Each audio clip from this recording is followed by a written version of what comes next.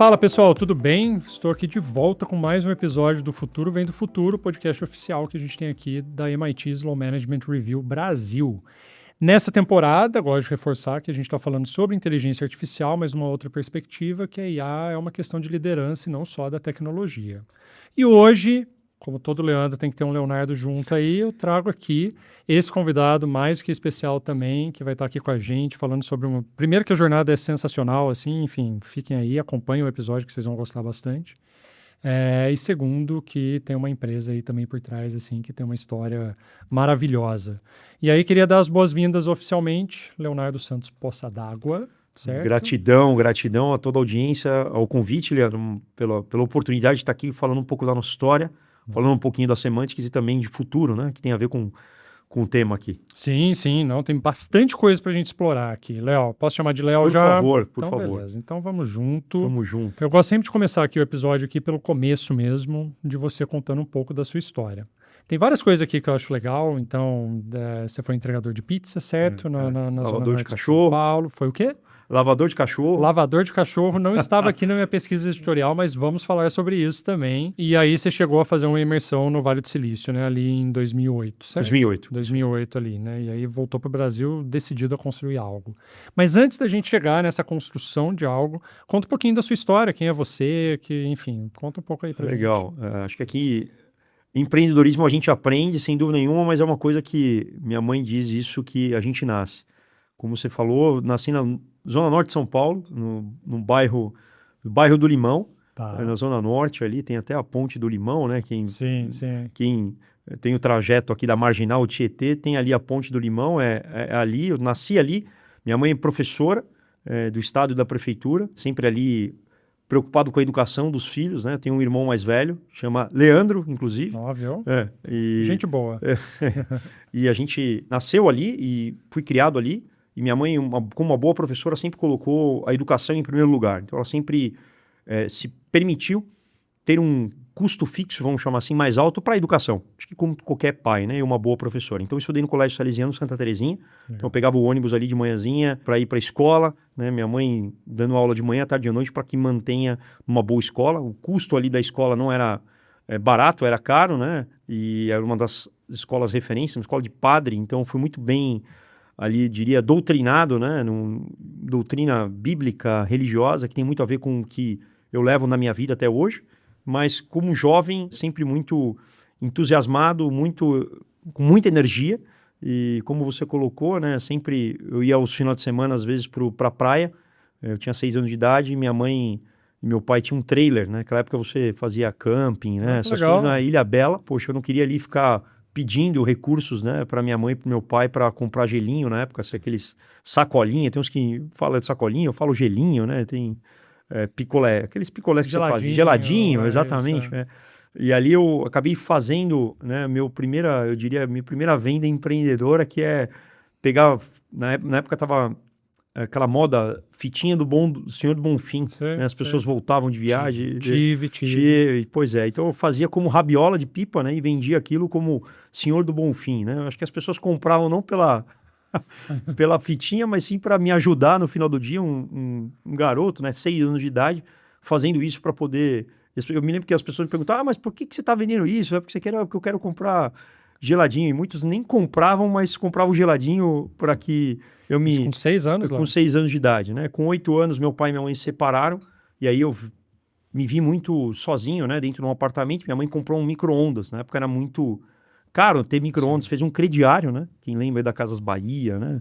Casa 100, né? Essas coisas, né? Todo mundo da década de 80, que é o meu caso, tá bem acostumado com isso. Minha mãe fez ali um crediário para comprar um micro-ondas, e ela deixava uma marmitinha, né? Para eu esquentar. Então eu não podia colocar mais nada a não ser da marmita, o medo da minha mãe de eu me queimar, fazer qualquer coisa com aquele micro-ondas, né? Explodir, sei lá. Então, assim foi. Então eu pegava o ônibus, ia para o Salesiano Santa Terezinha, estudava de manhã, e à tarde eu ficava ali meio ocioso, né? E aí, poxa, como um menino acelerado, né? Sempre buscando fazer o novo, né? E não ficar ali acomodado, vamos chamar assim. Na minha rua tinha uma pet shop. Então eu acabava lavando o cachorro, ganhava ali meus R$ 15, mas não era pelo fato do dinheiro, mas era pelo lado de me ocupar, né? E à noite entregava pizza, era garupeiro. Hoje em dia você tem o iFood, o 99, né? Todas essas companhias, naquela época eu andava de garupa. Então, garupeiro, né? Menino, botava o capacete ali e ainda ganhava, comia pizza de graça, entregava pizza, andava de moto, que era para mim um barato, e ainda assim ganhava caixinha. Então eu estava ali muito feliz, né? E aí quando meu pai descobriu o que eu estava fazendo, né? Eu diria que, não profissão, mas estava ocupando meu tempo com coisas que no final do dia ele entendia que não era o futuro, né? Sim. Ele, assim, decidiu me colocar no Senac. Senac na Voluntários da Pátria. Então eu saía do Salesiano, ia para o Senac, foi quando eu comecei a mexer com computação. Meu primeiro curso foi com 13 anos de idade. E, então você imagina, Leandro, 13 anos de idade eu virei ali literalmente um prodígio, porque eu estudava, o tempo que eu passava ocioso lavando cachorro e entregando pizza, troquei por estudos de tecnologia. Então, e aí a gente está falando em que ano? 98. 98, a internet estava... Internet começando. Todo mundo falando, Windows 95 mudando para essas plataformas, né, mais conectadas, se preparando para esse mundo de internet, né? Legal. Não tinha, a bolha ainda não tinha, ali em 2000 não tinha surgido, né, a bolha, e eu peguei exatamente essa oportunidade. E aí foi quando eu terminava os meus exercícios, e sempre esse espírito de servir as pessoas, acabava ajudando meus companheiros do laboratório ao lado, e ali fui convidado para ser monitor de sala de aula, né? Então eu acabei virando monitor. Eu me lembro que tinha o CIE, aqui próximo, na rua Tabapuã. O Senac pediu para eu ir lá fazer meu cadastro para poder estagiar, né? Que contratava através do CIE. Então com 14 anos eu já era estagiário, virei monitor da sala de aula do Senac, e na subsequência disso comecei a estagiar e fui almejando ali um crescimento já profissional. Com 16 anos, tirei minha primeira prova de certificação Microsoft. Na época ela era uma MCP, né? Sim. Microsoft Certified Professional. E ali, poxa, me desbravei. Aí virei administrador de rede do Senac. Então, quer dizer, um menino muito jovem, com uma baita responsabilidade de administrar a rede de mais de 60 unidades do Senac, né? Então, quer dizer, isso me deu muita maturidade, muito jovem, para que eu pudesse buscar e almejar outros caminhos, né? E o lado bom é que no Senac você podia, quem era colaborador, podia fazer cursos gratuitos, né? Tá. Se não preenchesse a turma, você tinha direito até 2 pessoas, funcionários poderia por turma. Então, todas as turmas que não preenchiam e que estavam dentro da trilha de conhecimento que eu estava buscando, que era toda a parte de internet, toda a parte de routers, né? De roteadores de redes. Cisco estava começando os seus primeiros cursos de Cisco aqui no Brasil, então isso me deu eu diria, meu foco e esse conteúdo, me trazer essa riqueza de conteúdo para que eu pudesse me desenvolver. E assim foi, Leandro. Então, começo muito jovem, um empreendedor, adquiro o conhecimento que foi a base daquilo que me deu muito lastro para tomar decisões, muito pelo lado técnico, e aí quando eu fui para o Vale do Silício em 2008, eu tive um conhecimento ali de negócio. Tá. Que foi o que mudou a minha cabeça, de como eu pegava o mundo técnico e aplicava negócio, que tem muito a ver com o que a gente está vivendo vivi no mundo de dados e que a gente está vivendo no mundo de AI, né? Muita gente indo no tal do FOMO, né? Preciso estar, preciso ir, preciso ter essa oportunidade, mas ao mesmo tempo não se questionando, né? Mas para quê? E por quê? Né? Qual o resultado? Né? Para qual retorno eu vou ter essa aplicação? Então, acho que essa é uma maturidade que você vai adquirindo, e eu fui adquirindo dentro desses anos, não só me educando, mas também no lado empreendedor. E eu conheci a Endeavor em 2001. Sim. A Endeavor estava vindo para o Brasil. Então me lembro, 2001, 2002 ali, foi um dos primeiros, não tinha o Day One, né? Eu me lembro que teve um evento no Coção do Santinho, e ali eu conheci alguns empreendedores brasileiros que já tinham começado, mas estavam começando a escalar. Então, um exemplo... Isso depois Isso foi antes de... Isso foi antes. Tá, legal. E isso foi muito importante, porque ali eu saí decidido que eu queria empreender. Um exemplo, o Ale da Cacau Show, que hoje é um dos maiores varejistas, né, do Brasil, um case, ele tinha 8 lojas. Me lembro do depoimento dele ali nesse evento. O Luciano Huck, né, que é um apresentador, né, tinha um programa H e também tinha investimentos em área de entretenimento, como casas de balada e por aí. Sim. Então me lembro dessas pessoas brasileiros falando que era possível né, empreender no Brasil e desenvolver companhias, desenvolver propriedade intelectual no Brasil. E acho que fazer um paralelo também, eu nasci na Zona Norte, como eu citei. Poxa, eu estudei ali em Santana, então minha inspiração, né, sempre foi o Senna. Acho que todo mundo nessa época, né, então meus pais se reuniam nos domingos para ver o Senna. Então, a bandeira do Brasil. Então, eu conectei muito isso, Leandro, de um brasileiro, pô, muito entusiasmado, indo atrás, buscando, independente, porque meus pais se separaram, eu tive que me tornei independente muito rápido, mas busquei meu conhecimento, busquei educação e, na subsequência disso, eu fui empreender. Então, eu juntei essas duas coisas e com inspiração de brasileiros que levantavam a bandeira do Brasil, independente ali da sua, eu diria, da sua classe social. No final do dia, todo mundo era brasileiro, então isso me inspirava muito, me inspira até hoje, e acho que a gente vai entrar mais para frente, mas o que me fez tomar a decisão também de voltar a comprar a Semantics foi por isso, né? Com uma empresa brasileira de alta tecnologia que conseguiu listar, se tornar a primeira Deep Tech listada na maior bolsa de tecnologia do mundo, que é a Nasdaq.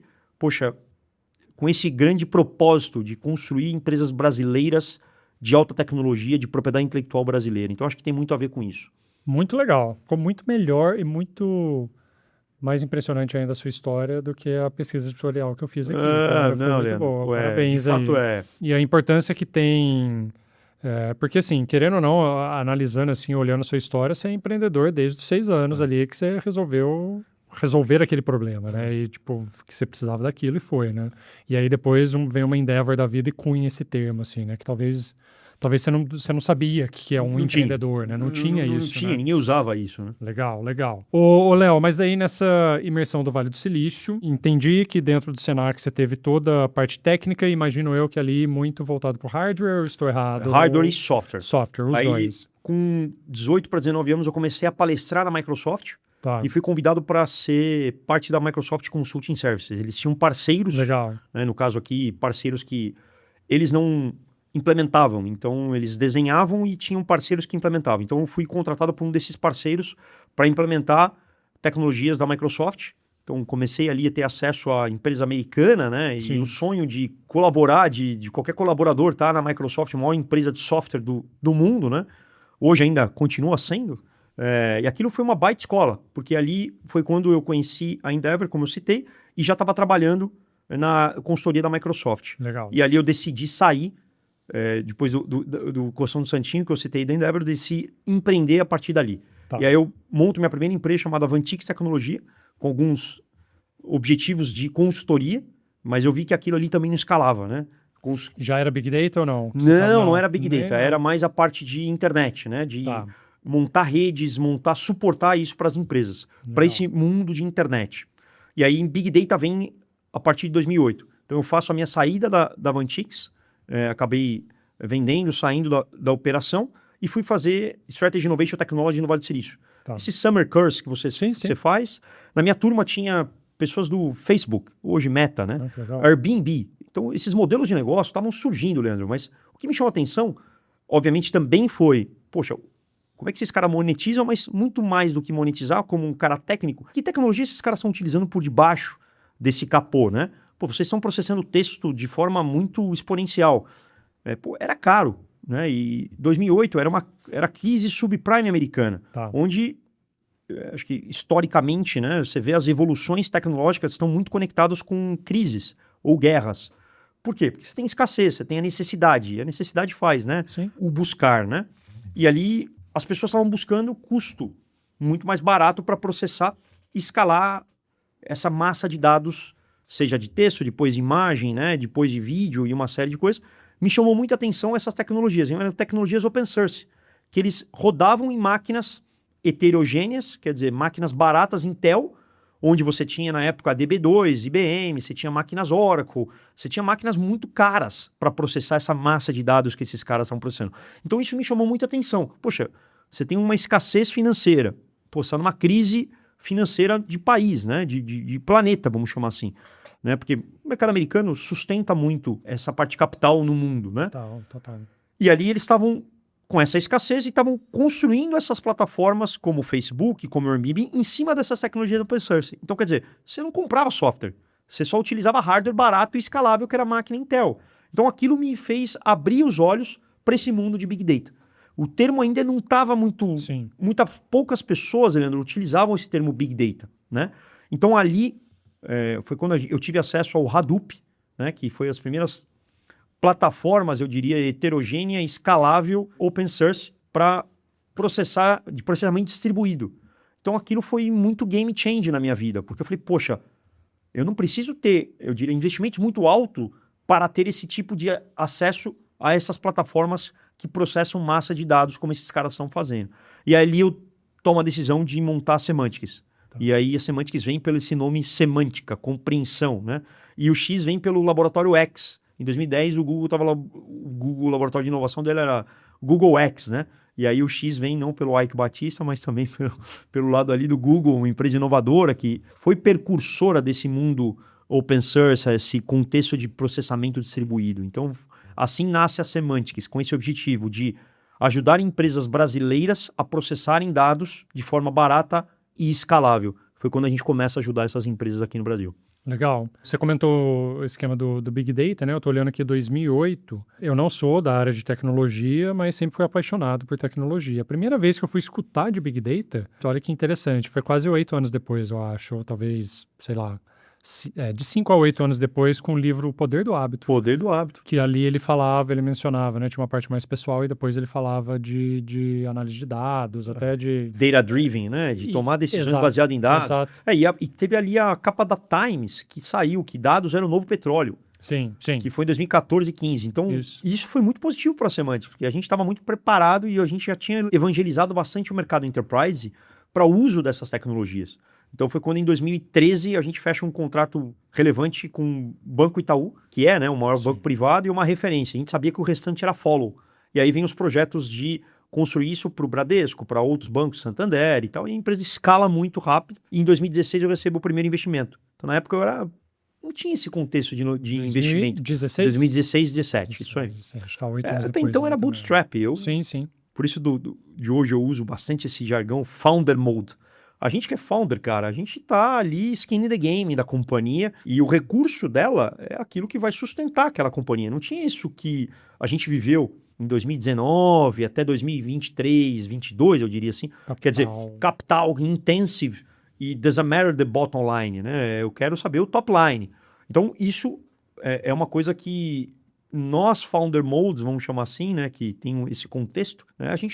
Eu particularmente aqui tô no empreendedorismo desde jovem, né? Muito jovem, né? Até que minha mãe, isso é uma coisa que é legal citar para as pessoas, para a audiência, né? Minha mãe teve que me emancipar, porque eu não podia abrir empresa antes dos 21 anos. Então eu tinha 20 anos quando fui montar a Avantix, né? Então minha mãe teve que ir no cartório registrar e me emancipar para eu poder abrir. Não sabia disso, não.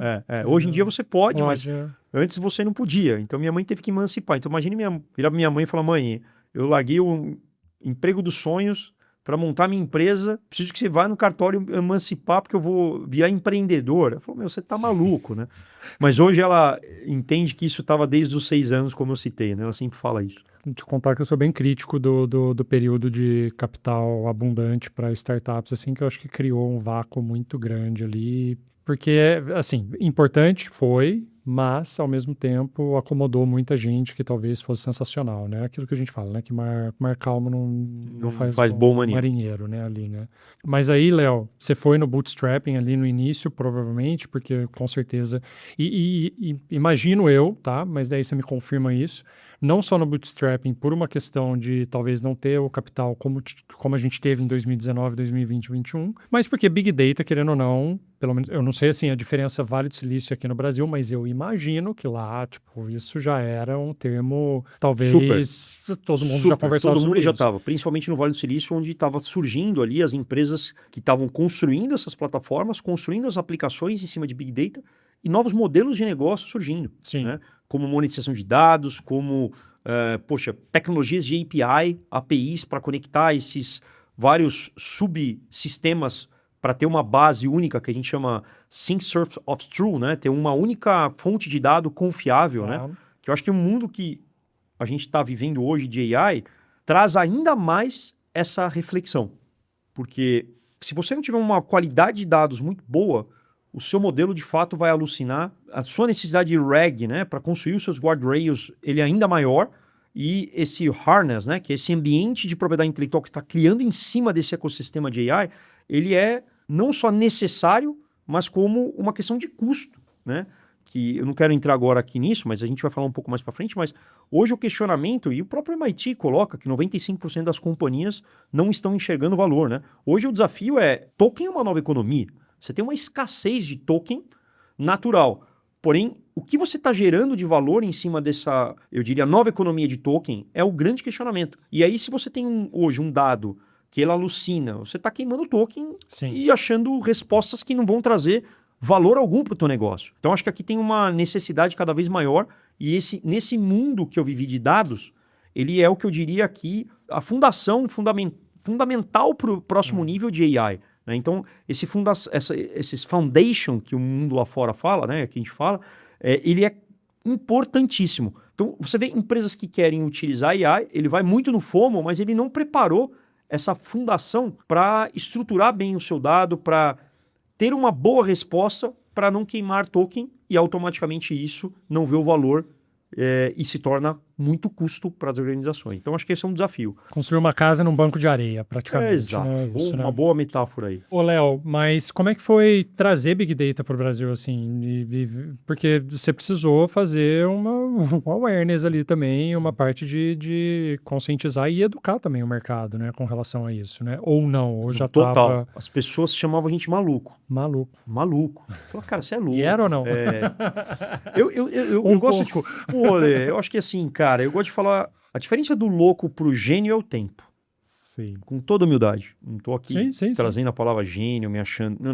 Com Não, toda aqui humildade. tá permitido, cara. Não, tem Não, problema. tudo humildade. A gente é muito dedicado, a gente corre atrás, Sim. acho que esse é o desafio, né?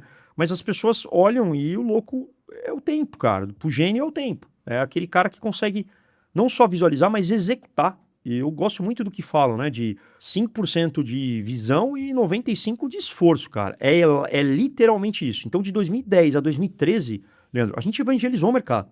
Levou muito conhecimento.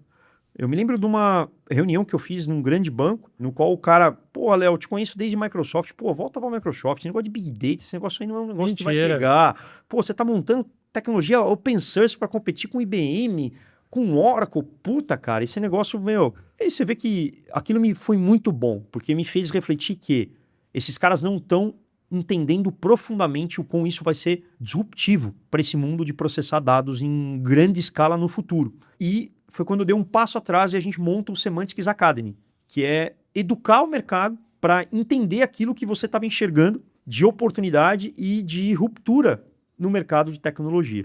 Então a gente não era um produto, era conteúdo. Era cursos que a gente dava, tá. Né? E aí eu tinha um sócio que também chamava Leonardo, chama Leonardo, mas não está com a gente Sim. já desde ali do IPO, até antes, que ele tinha a missão de evangelizar, enquanto eu estava dentro da missão de estruturar o negócio, começar a montar os produtos e as propriedades intelectuais da companhia em cima dessas plataformas open source. Então, foi um período muito importante de evangelizar. Como a gente vê hoje no mundo de AI. Pô, eu sou fundador da AI Brasil, junto com o Alexandre e com o Pedro Chamuleira, né, que vendeu ali a Killer Sale. A gente viu essa mesma necessidade de evangelização. Se a gente não levar o conhecimento, evangelizar o mercado sobre AI, por exemplo, que é um mundo que a gente está agora, muito paralelo do que eu vivia no mundo de dados. As pessoas não entenderam o quão de fato o benefício e o quão de fato aquilo era importante para as companhias absorverem aquele conhecimento para poder saber utilizar internamente. Então a Semantics começa a escalar a partir do momento que a gente tinha um mercado evangelizado e, obviamente, antecipou e se preparou essa oportunidade que se abriu a partir de 2013, 2014. E aí foi, como eu citei, 2015, o mundo Big Data sai na Times e tal. E quando as empresas começaram a procurar, todo mundo tinha a Semantics como referência dentro desse mercado, né? A mesma coisa acontece agora com o mundo de AI. Então, acho que muito do que a gente está vivendo agora é um reflexo dessa evolução, claro, mas também muito do conhecimento e aprendizado e erros. Eu digo que a palavra erro ela é muito benéfica no aspecto de aprendizado.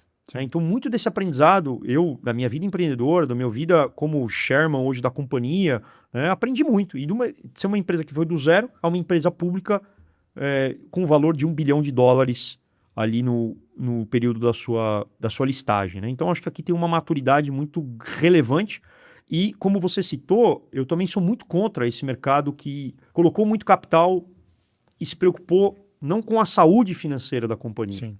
muito mais com o crescimento do que meramente com a saúde financeira. E ali foi um pouco da leitura que a gente viveu, né? O Brasil, Leandro, é um mercado de capital de custo de 2 dígitos, não 1 dígito. Pô, a gente teve um período de juros suíça, né? Pô, Leandro, acho que se você pegar historicamente e economicamente, desde que o Banco Central, né, tem esse monitoramento, os períodos que a gente teve 1 dígito de capital, pô, foi umas 2, 3 vezes que eu me recorde, não sou aqui no mercado financeiro, mas que me recordo isso. Então, assim, você tem um período, cara, e o Brasil é isso, é um mercado de volatilidade, é um mercado de custo de capital muito caro, grande maioria de 2 dígitos, como eu citei, e a gente viu um período que trouxe eu diria que uma maturidade diferente para esses empreendedores que navegaram e não criaram esse casco nosso como founder mode, né? De ter ali o almoço para vender a janta para comer o almoço, né? O bootstrap. Então, acho que esse é um aprendizado. Massa. Você conhece o termo bootstrapping, a origem dele? Por que é bootstrapping? Não Eu conheço. achei isso super legal, assim.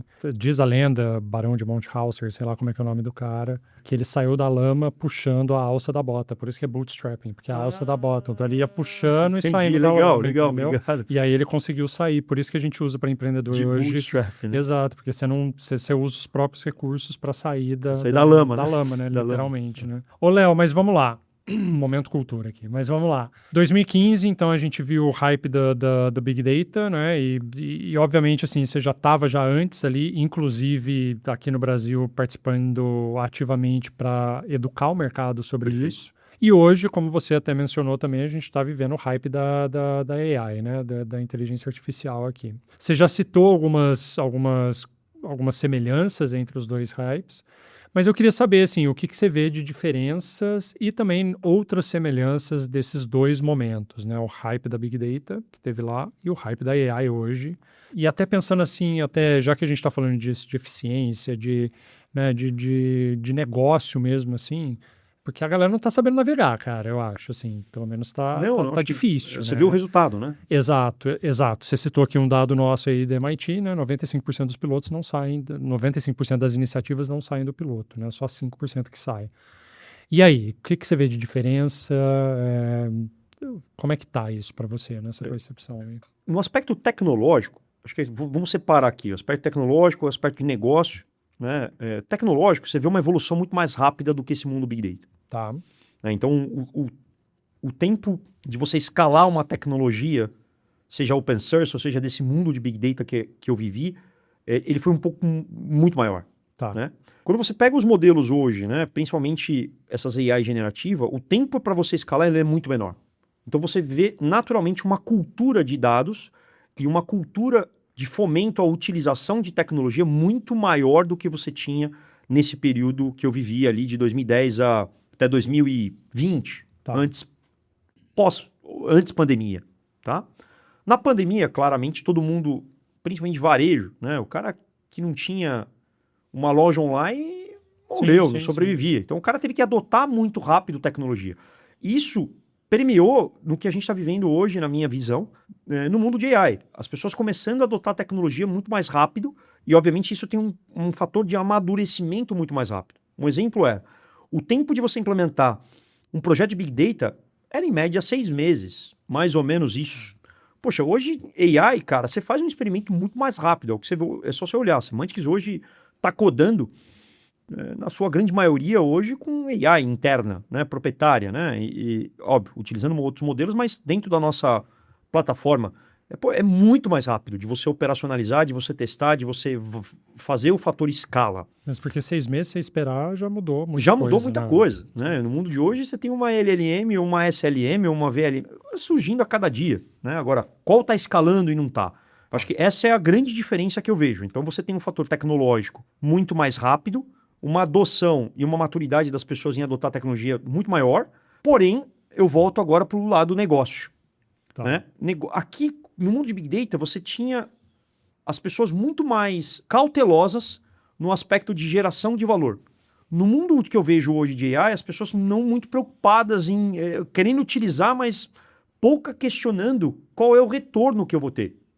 Por isso que você vê que tem alguns analistas que estão olhando esse mercado, poxa, isso aqui é uma bolha, outros falam que não é, essa discussão, porque muita gente não conseguindo gerar resultado e o seu investimento aumentando.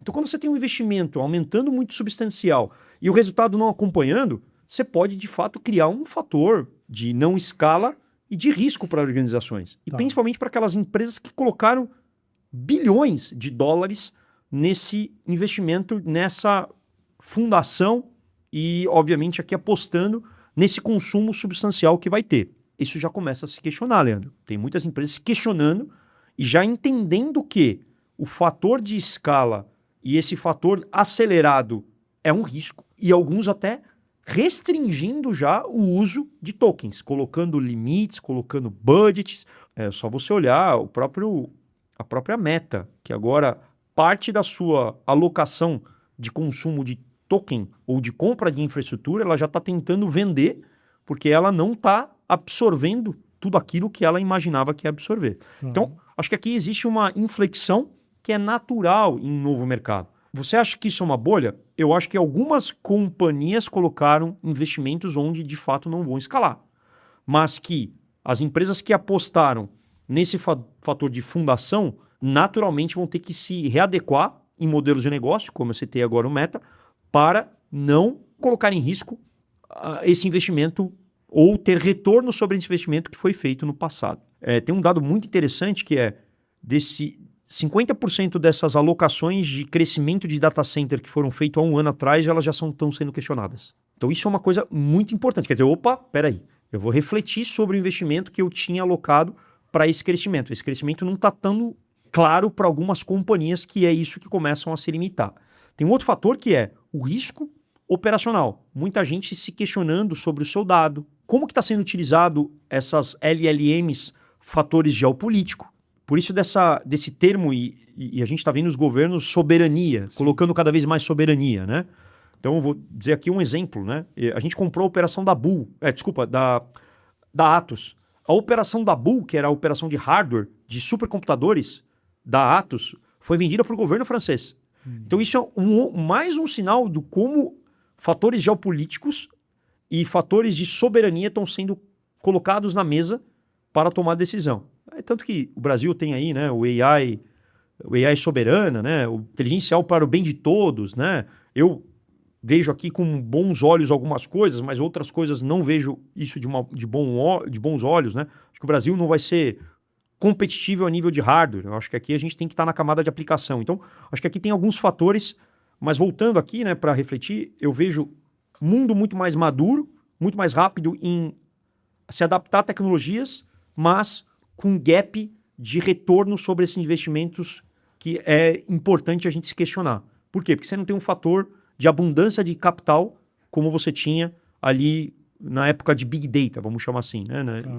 Nesse pós-pandemia e principalmente na pandemia, onde o mundo da tecnologia deu um salto e a gente, eu digo, Semantics se aproveitou, se beneficiou disso para conseguir listar a companhia e fazer aqui um IPO de 26 vezes receita, né? O terceiro maior IPO de uma empresa da América Latina. Então, você tem que se beneficiar também da janela de oportunidade que se abre. Então, acho que esse é a maturidade que eu vejo que as empresas, e é bom para nós, eu digo para nós Semantics, porque a nossa tese é exatamente essa, né? É construir aplicações para esse mundo enterprise e esse mundo agêntico, que é o que está conseguindo fazer fatores de escala.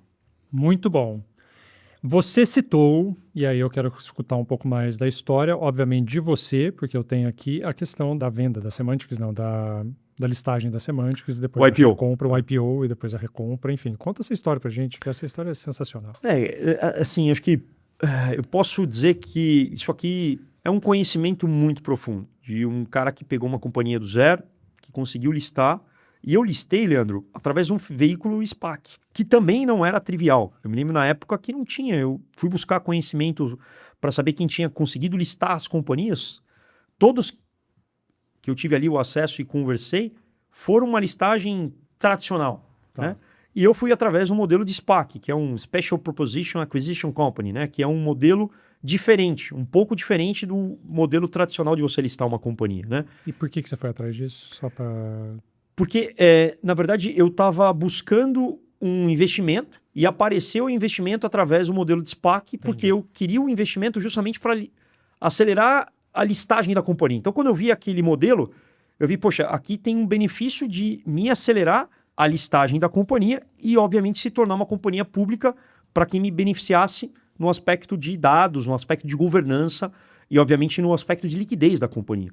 Então, quando veio esse modelo, ele foi muito... Teve essa coincidência do momento, do valuation, da listagem e da maturidade da companhia se preparar para essa governança que é necessário para você ter uma companhia pública. Foi um período de muita mudança, né? Foi quando eu me mudei para os Estados Unidos, contratei um CEO para tocar a operação, né? Para que eu conseguisse me focar na listagem da companhia. Me mudei com a minha família para os Estados Unidos e, obviamente, um aprendizado absurdo, né? Porque eu ainda consegui pegar a janela e listar a empresa, porque eu assinei o deal com o SPAC em novembro de 21.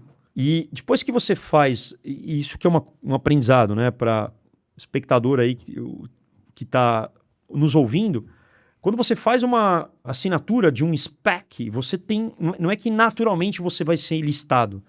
Você tem um caminho que a gente chama de de-SPAC, que é, a partir do momento que você foi adquirido por esse SPAC, você conseguir fazer o processo de validação da SEC e dos investidores para você conseguir ser listado. Então, não é que automaticamente você vai ser listado. Você tem ainda fatores regulatórios e fatores de convencimento desse investidor que colocou os seus recursos no SPAC para que você consiga ter acesso ao capital também. Então, é um processo muito rigoroso e um processo de muito aprendizado. Como eu citei, não tem muito conhecimento desse mundo, principalmente aqui na América Latina. Então, uma empresa de Deep Tech, a primeira Deep Tech a convencer os investidores que na América Latina é possível construir empresas de alta tecnologia, que é o contexto do Deep Tech, nossa, não é trivial. Então esse aprendizado, Leandro, foi um negócio assim muito rico, que me fez aqui amadurecer muito rápido e, obviamente, aqui tomar decisões que hoje, sem dúvida nenhuma, foram muito benéficas. Eu digo que as cicatrizes são maravilhosas, né? Você olhar para elas, passar a mão e falar obrigado, Senhor, por a cicatriz, né? Ela fechou, mas você tem ela ali como um benefício de maturidade. Legal. E acho que essa decisão que eu tomo na subsequência disso, então a gente conseguiu, dia 4 de agosto de 22, conseguimos listar, mesmo depois do mercado já ter fechado. Eu confesso que eu peguei ali a última janela, porque já tinha guerra na Ucrânia, sim, inflação americana subindo, o Brasil já também, na época o Paulo Guedes ali já estava subindo o custo de capital, o Selic já estava subindo, né? A lição de casa, né, que a gente estava fazendo. Os valuations de tecnologia desabaram, né? Não foi só das empresas públicas, sim, mas o mercado privado também desaba. Os investidores, obviamente, se retraem, porque muitos ali conseguiram realizar na pandemia com saídas estratosféricas de valuation no mercado, um mercado muito líquido, e na subsequência disso você tem, né, como qualquer ciclo, né? Você tem um ciclo, tem o pico e aí você vai para o vale, né? E aí eu vi nesse vale uma oportunidade de recomprar a Semantics, porque eu analisei que das empresas listadas brasileiras, listadas no mercado americano, muitas poucas companhias tinham liquidez. E para você fazer uma liquidez, quer dizer, você tinha que ter uma janela de oportunidade para fazer uma secundária. Eu falei, então é muito difícil nesse mercado. Eu olhava 3 anos, hoje já passaram 4, quase 5, e ainda a gente não tem essa tal da liquidez. Agora que as empresas de AI, mas empresas brasileiras, você vê muito poucas, né? Conseguindo listar ou fazer uma secundária para colocar mais ações no mercado. Então foi quando eu tomo a decisão de comecei a recomprar o free float, e em 24 eu comecei, isso em 23, em 24 comecei a comprar os investidores que estavam na companhia. E ali consigo tomar aqui o controle da empresa, 25 volto para a operação, quer dizer, me mudo de volta aqui com a minha família para o Brasil em 24, em 25 no final de 24 assumo a operação, a empresa volta a gerar caixa, aí liga o Founder Mode, né? Então a gente volta com esse modelo de Founder Mode, né?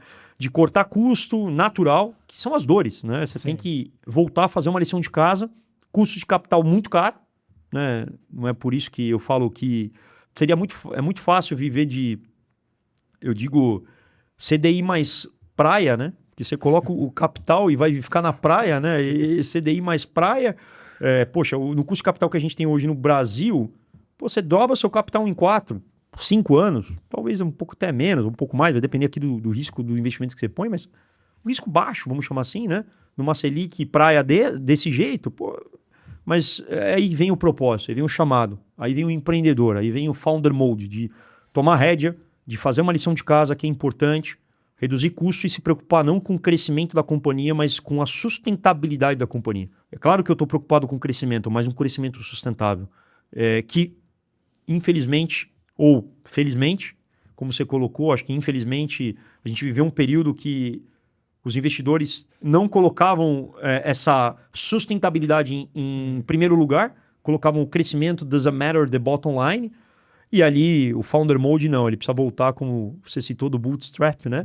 Quer dizer, você tem que sair da lama sozinho, amigo. Sim. E aí pegar sua bota e sair andando e sair dessa lama. Isso foi muito benéfico para essa minha volta, para essa tomada de decisão e essa, eu diria, cicatrizes que a gente tem. A empresa volta a gerar caixa. Eu acredito que não vão sobreviver 100 mil empresas de AI, Data AI. Eu acho que coloco a Semantics como uma consolidadora, porém agora com foco na América Latina. Esse foco de, vamos para os Estados Unidos para ganhar o mundo. Não. Aprendizado. Acho que maturidade, Leandro. A América Latina é um mercado muito estratégico, principalmente para essa nova economia. Tem uma janela de oportunidade muito relevante e tem um mercado, na minha opinião, a consolidar muito benéfico. E é isso que a Semantics hoje coloca como sua tese de investimento. E eu aqui, como controlador da companhia, o foco está na América Latina. E aí eu compro, primeiro volto, sanitizo a companhia, faço o turnaround, na subsequência volto a gerar caixa, esse caixa me dá maturidade para começar a investir, e volto a investir inorgânico e inorganicamente. Inorganicamente a gente compra uma empresa chamada GLVB do Grupo Boticário. Boticário também, todo mundo fazendo a sua lição de casa, né? Focando no teu core business e naquilo que é o teu grande conhecimento. E ali tinha uma companhia chamada GLVB, que eles tinham adquirido em 2021, e que a gente decide aqui a fazer a aquisição, porque está ligado em dados e em AI. Essa primeira aquisição a gente faz de 25, capital proprietário, na sua própria geração de caixa da companhia. E no final de 25, agora em 26, a gente anuncia a compra da Atos, uma empresa muito maior, que faz a Semantics se tornar 10 vezes maiores. 10 vezes maior. E com esse foco na América Latina, né? Então a tese está... esse conhecimento de missão crítica, a gente ficar em cima da nossa plataforma para escalar.